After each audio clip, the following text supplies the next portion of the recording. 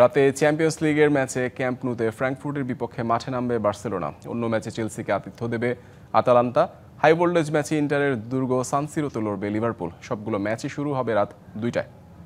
লা লিগায় অসাধারণ ছন্দে থাকা বার্সার চ্যাম্পিয়ন্স লিগে চিত্রটা ঠিক উল্টো। শেষ ম্যাচে চেলসির সাথে শোচনীয় হার। ক্যাপ্টেন আরাহো লাল কার্ড দেখে ম্যাচে 44 মিনিটে। এরপর 10 জনকে নিয়েই 3-0 ব্যবধানে এলোমেলো ম্যাচ শেষ করে বার্সা। রক্ষণভাগে ভুগতে থাকা বার্সা এই ম্যাচে পাবে না আরাহোকেও।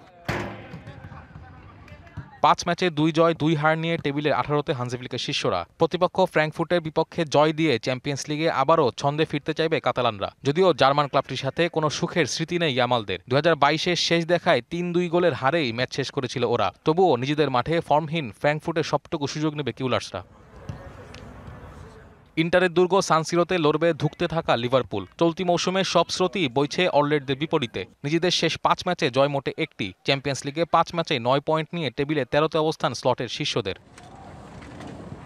অন্যদিকে দারুণ ছন্দে ইন্টার মিলান। চ্যাম্পিয়ন্স লিগের চলতি মৌসুমে 5 ম্যাচে জয় আছে 4টিতেই। লিভারপুলের সাথে শেষ 4 দেখাতেও 3 জয় পেয়েছে তারা। 5 ম্যাচে 4 জয় নিয়ে টেবিলের 4-এ লাউতারোরা। নিজেদের দুর্গে তাই লিভারপুলের বিপক্ষে ফেভারিট ইন্টার।